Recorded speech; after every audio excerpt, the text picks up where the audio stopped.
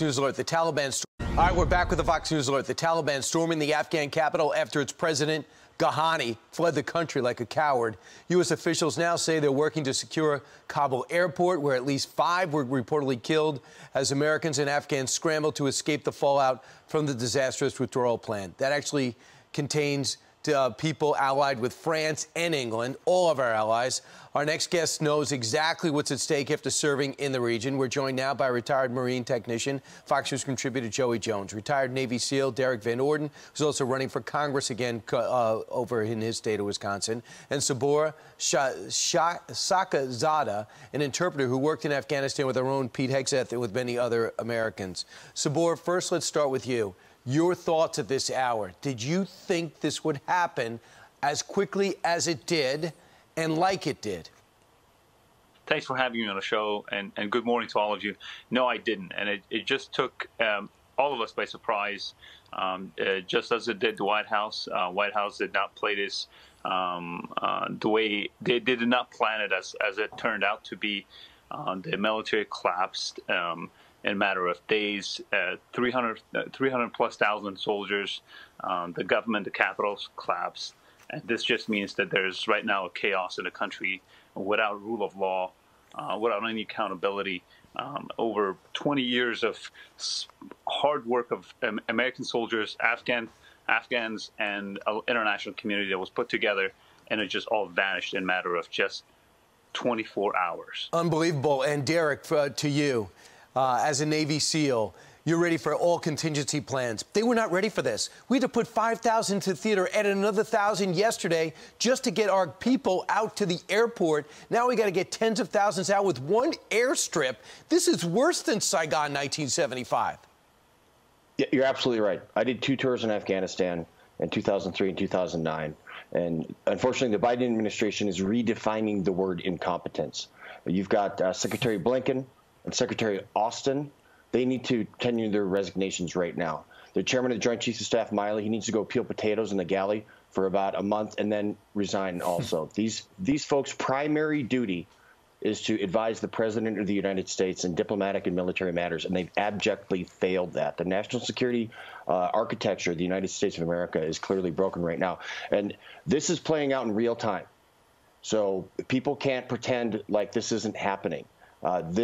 We truly understand now that the emperor has no clothes. As a matter of fact, we don't even know if he's wearing clothes right now because he has disappeared from the public. The president of the United States, in clearly the most dramatic foreign policy crisis in the United States in a very, very long time, probably since September 11th, 2001, has disappeared.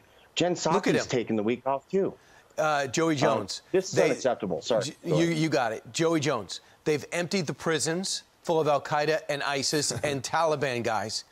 They have left our bases naked, so they've taken all of our stuff and equipment.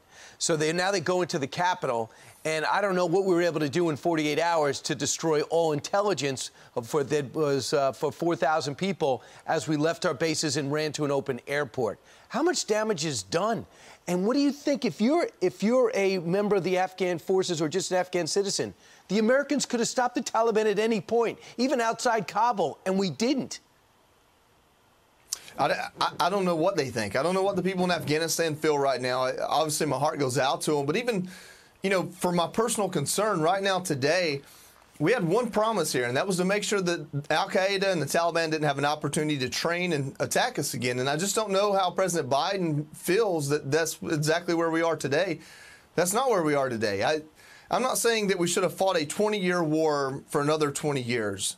I also hate when people talk about having 3,000 troops in Afghanistan the same way we would talk about having 100,000 troops in Afghanistan. One is legitimately fighting a war, and the other one is an operation to gather intelligence and ensure the Taliban doesn't take over the country.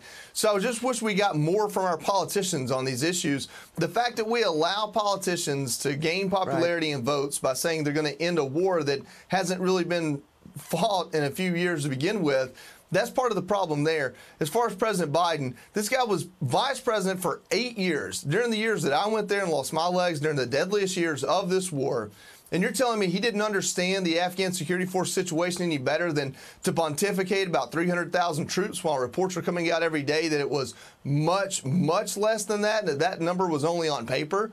How was he this misinformed, or did he know and just was arrogant enough, as Bob Gates would say, to be wrong again on a foreign policy decision? Zabor, it's estimated that 70,000 Afghans lost their lives fighting against the Taliban with the Americans, many times in front. Do you think about them right now? Oh, yeah. No, among some of those people that are out hiding is my own brother and my own sister. For the past 48 hours, we've been living in a state of despair. My brother has gone into hiding. He's burning every evidence he's got, including English books, proof of his service with armed forces, U.S. armed forces in Afghanistan. So he's out hiding without any hope or any possibility of not knowing what will happen in the future. But listen, this is not an enemy that we don't know. Clearly the situation, the circumstances in Afghanistan are only three options. You either end up with a settlement in the country where the leaders come together. You end up with the civil war, which is a chaos that no one expects it to happen. Or you end up with 100% Taliban control of the government or the country. And that is all of the options. If it does not go well, then you end up back where we were, just that entire 20 years that we've been working in Afghanistan is just a nightmare or just a dream for a lot of the Afghans who've put their sweat and tears to build a nation, a government, and here we are. It all vanished in a matter of 24 hours. And we give them hope. That is not. You're right. And we never said that we're going to build a democracy there. We're just going to tell you about hope and liberty and maybe make your own. But without our presence, it wouldn't have happened. Derrick, do you think about people that lost their lives or changed their lives forever? I mean, we've lost over 2,000, but over 20,000 been wounded. Yeah, the first service member killed in Afghanistan, his name was Neil Roberts. And when I graduated from Navy SEAL training, we have our arms over each other's shoulders. This is very personal to me. I've actually held one of my friend's hands as he was dying in a tent in Bagram, listening over a satellite phone as his wife cried because she knew she was never going to see her husband alive again. So this is real. But I want to talk just briefly to every single person that served in Afghanistan, and I want you to know that your service was not, it wasn't wasted, because we've seen some of the greatest aspects of the human condition, of bravery, honor, courage. We've seen selfless sacrifice for people. So if you went to Afghanistan and you served, I want you to hold your head up high. Don't worry about what these politicians did. I'm going to go to D.C. and I'm going to fix that in Congress. But you guys take pride in your service because you've earned it. So thank you very much for everybody that went to Afghanistan, and I wish you just the best. Joe? This too will pass. I hear you, Derrick. Joey? Yeah, I mean, I don't know what else I can say on that. I served in Afghanistan, and I'm proud of it. The result of my service, hopefully, is more U.S. Marines came home alive, and that was enough for me. Yep. And we'll see how this plays out. Now we need to get 30,000, 40,000, maybe 80,000 people out, and we're going to be putting them into military bases where they're going to be joining, in some cases, illegal aliens who are housing because he left the border wide open, too.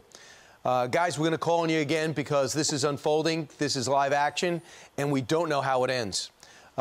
Joey Jones, thanks so much. Derrick Van Orden, best of luck in your quest to get into Congress.